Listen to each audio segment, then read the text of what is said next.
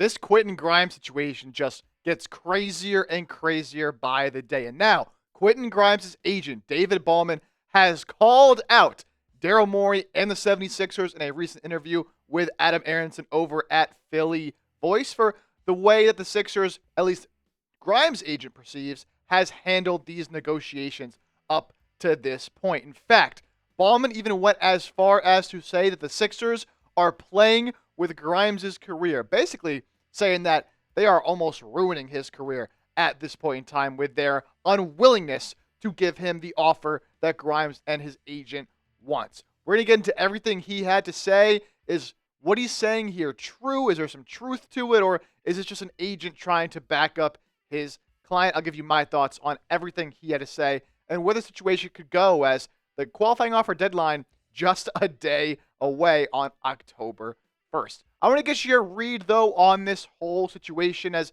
should be coming to a close at some point here soon. Up until now, who do you think has been more reasonable in these negotiations? Has it been the Sixers, type S? Has it been Quentin Grimes and his camp, type G for Grimes?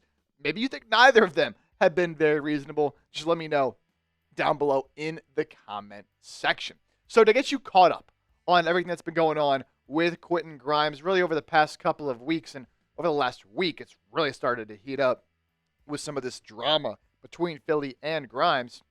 There was a report last week from Shams Charania that Grimes and the Sixers very far apart on a new contract, and this was confirmed by Tony Jones of The Athletic, who covers Philadelphia.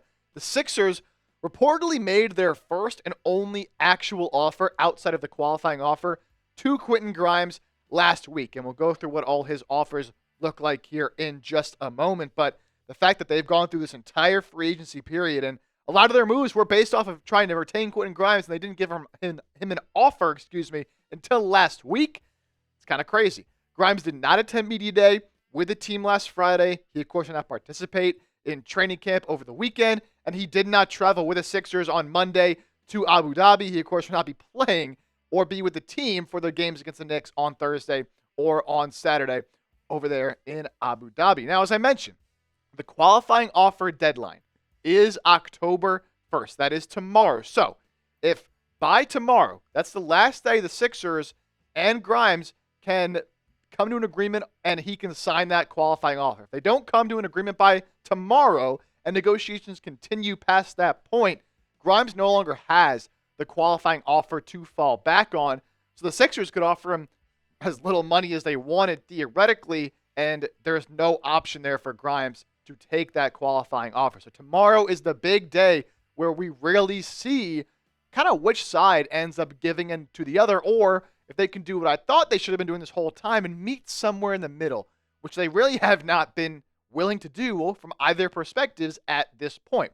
Now, there's been 3 reported offers from Philadelphia to Quentin Grimes up to this point. The first is the 1-year, $8.7 million qualifying offer. Not really a offer by the Sixers because that's automatically given to the restricted free agent at the start of their free agency, but it is a contract that, again, will be off the table after tomorrow.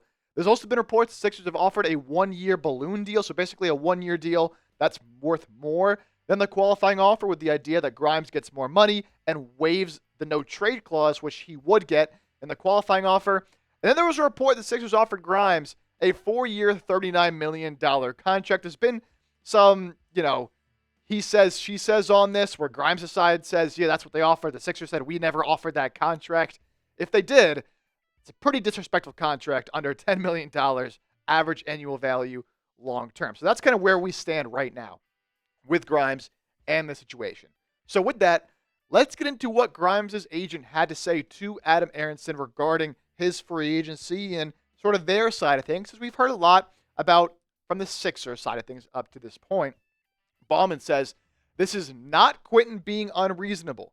This is the Sixers just not negotiating with us in any way, shape, or form. This is on the entire negotiations as a whole. And look, I do think that the Sixers, and we'll get to more of this in a little bit, have been somewhat, not willing to negotiate with the Grimes, and they're definitely a little bit at fault in this situation. But all the reports we've gotten from Grimes' camp as well is that they're looking for $20 to $25 million a year, even more on his new deal.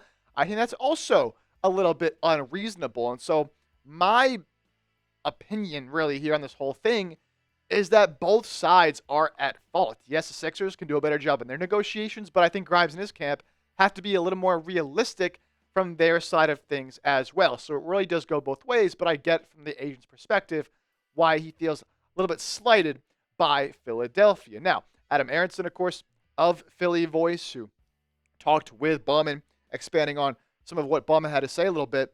Bauman confirmed to Philly Voice that he proposed extending the deadline for Grimes to pick up the qualifying offer to October 8th. So we had heard that before, that Grimes' camp offered that. They now confirmed. Would give the sides another week to find common ground, as The Athletic reported on earlier this week. A source said on Friday, though, the team will decline that request, which it sees as one-sided. And I get why the Sixers would decline this request to extend the qualifying offer.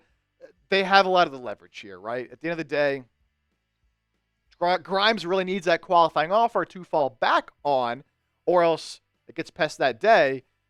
What is he really supposed to do at that point? The Sixers would hold all the control. So I get why, from a team perspective, they're not willing to go past that date. But at the same time, like, I know you had the leverage, and I know you want to do what's best for the team, but you can't just extend it by a week. You're saying that Grimes is an important part of your future. If you're Philadelphia, you want him back long term.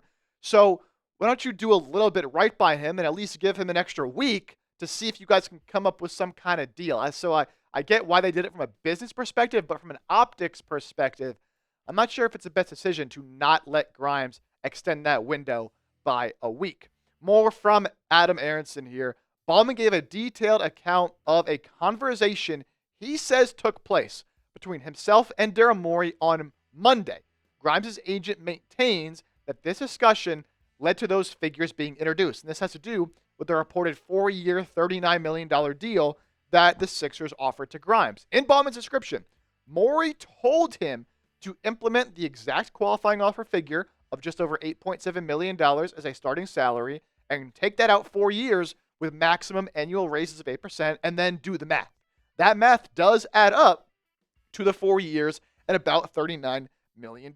So if what the agent is saying here is true, while the Sixers might not have technically came to Grimes and said, we're going to give you a 4-year, $39 million offer, the qualifying offer extended out over 4 years with those raises, that is what that comes out to be. And if this did happen, I've mentioned this before, but I think that's very disrespectful by the Sixers. I know you want to save money and there's no need to bet against yourself and give him this huge contract, but under $10 million a year, I know it was not a lot of production that he put up in those games. It was a lot of production that he put up in those games, but a small sample size from Grimes at the end of last season. Even so, like, he's still worth more than $10 million a year. Sixers are stuck at about 10. Grimes and his camp are stuck at 20, 25 plus. Can we just get somewhere in the middle around 15 and call it a day? It's just both sides to me are just being a little bit stubborn. Bauman as well, going back to the agent's side of things, talking more on this Sixers front office here. There's no other conclusion other than the Sixers wanted him to take the qualifying offer. That's why they haven't extended the deadline. The ball is in their court. The ball has been in their court all summer long, and they haven't attempted in any way to be serious. And look, I just think for the Sixers, not negotiating a real contract until very, very recently, so close to this deadline, it's a bad look. Not just for how other free agents might look at the Sixers team, which have already had some weird free agent interactions. You think back to James Harden calling out Daryl Morey and now this Quentin Grimes thing. Like, you base your whole offseason, if you're Philadelphia, on Quentin Grimes, on having enough money to keep him around. You let Gershon Yabusele walk for not a whole lot of money, go to New York because you wanted the space to bring in Quentin Grimes. But you're going to wait all this time and not have real negotiations, and when you throw out an offer, it's not that great. Again, I get the leverage play, and I get the balls in your court, but as the agent said, you haven't really done anything with it. So I think that's a little bit of a bad look and some mismanagement, honestly, here on Philadelphia's side of things. Chime in for me. We still got more to touch on here from Grimes' agent and the Sixers, but I want to know what your final offer would be to Quentin Grimes, with the deadline for the qualifying offer being tomorrow. If you had one offer to give Grimes, if you're Daryl Morey and the Sixers, what would that offer look like? Years, salary, or would you just let him take the qualifying offer? Let me know what you would do if you were in Daryl Morey's position down in the comment section. Now, coming up just around the corner, what is the most likely outcome here for Grimes and for the Sixers? Grimes' agent touched on what he thinks is probably going to happen as we approach this deadline. I also have my own opinion on where I think this ends up going between Grimes and Philadelphia. So stick around for that, because that's really what matters at the end of the day, is what does happen after all of this drama. But before we get into all of that, guys, I got to give a big shout out to today's presenting sponsor, and that is Prize Picks. Look, you and I, we make decisions every day, but on Prize Picks, being right can get you paid. So don't miss any of the excitement this football and soon-to-be basketball season on Prize Picks, where it's good to be right. And one of the reasons I love Prize Picks so much is because they're always implementing new features that are great for the consumer. And they have two awesome new features as well that just make the app so much better. Prize Picks is the only app that offers stacks, meaning you can pick the same player up to 3 times in the same lineup. If you want to pick more on Jalen Hurts' pass yards, rush yards, and touchdowns, you can pick all of them in the same lineup only on Prize Picks. And you can now follow other Prize Picks players directly on the app, copy their lineups in one click. So whether it's a friend, a celebrity partner, maybe you want to copy my picks as well, you just hit the follow button. Check out every lineup they create in the new feed tab on Prize Picks. Coming up on Sunday, a big matchup between the Eagles and the Denver Broncos. Eagles looking to get to 5-0. I think A.J. Brown has a bounce-back game. Give me the more than 55.5 receiving yards. J.K. Dobbins having a good year for Denver. Give me more than a half rushing or receiving touchdown. That is a demon pick, so the payout will be a little bit higher. And then Jalen Hurts, more than 180.5 passing yards. The offense has struggled for the Eagles. I think it gets back on track against a good Denver defense. It is simple as that to play, guys. So all you got to do, download the Prize Picks app today and use code CLNS to get $50 in lineups after you play your first $5 lineup. That's code CLNS to get $50 in lineups after you play your first $5 lineup. Prize Picks. It's good to be right. All right, let's get to it now. What is the most likely outcome here between Grimes and the 76ers? A few different options here, a few different contract options that he could go with, the Sixers could offer. So what will happen? David Bauman, Grimes' agent, thinks that a sign-and trade would actually be the best outcome.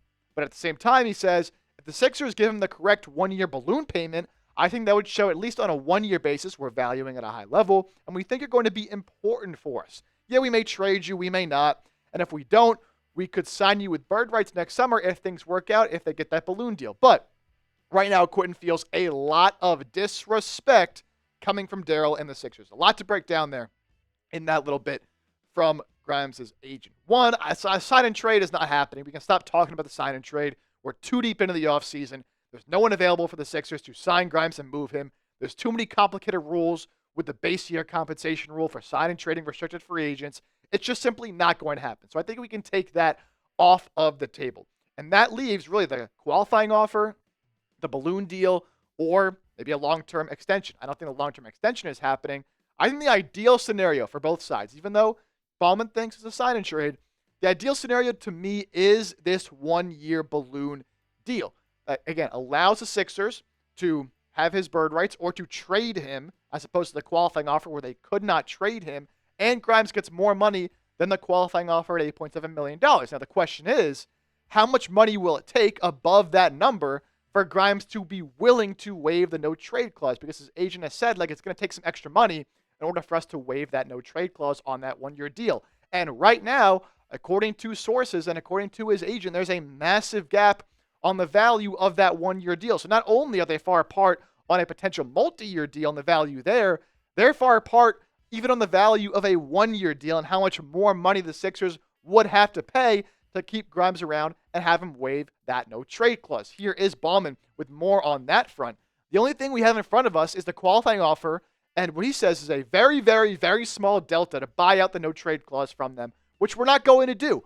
Our counter is a much larger balloon number that still keeps the Sixers below the second apron, and we'll see how it goes. Otherwise, Quentin is coming to terms and coming to peace with the fact that he'll be back in Philly on a one-year deal at the qualifying offer. Key there. Bauman said the Sixers, or Grimes in his camp rather, want a number and are willing to sign a number on a one-year deal that keeps the Sixers below the second apron. The Sixers are $21.6 million right now below the second apron. How much money of that is he looking for? Is he looking for a one-year, $20 million deal?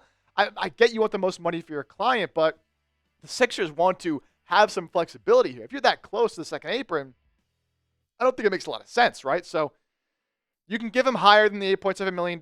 Again, I've always been around this number of 13 to 15-ish million dollars, maybe even, closer to 16, 17 if it's a one-year deal. But that's a big number to keep in mind. If they can't come to an agreement on that, and again, both sides to me are in the wrong. They both need to meet somewhere in the middle. Seems like the qualifying offer is going to happen. And if he does win the qualifying offer, Grimes is probably gone after this season with the way that all works with the no trade clause and they don't get his bird rights either. I'll leave you with this last quote from Bauman, kind of what he had to say looking at the entire situation with, obviously we're hearing a lot in the media from both sides. Bauman said that there's statements on one side, then there's reality on the other. And I think this honestly can apply to both sides of the coin, right? Both Grimes and his team and the Sixers as well. How are we supposed to know what is 100% true, what is 100% not? I'll say this, though. Sixers have maintained that Grimes is to them a key piece and a key part of their future. But to me, it doesn't really seem like they're treating him that way in these negotiations. If he's back, they're going to have to really work on that relationship because I imagine it's not in a very good place right now. Predict it for me. Will Quentin Grimes be on the Sixers after this season? I can't believe I'm asking this because you go back to the end of last year with the way he was playing. Man, I would have thought he was going to be on this team for the foreseeable future, but this is where we're at now. Give me a yes. Give me a no. Will Grimes be a Sixer after this upcoming season? That'll do it here on today's show.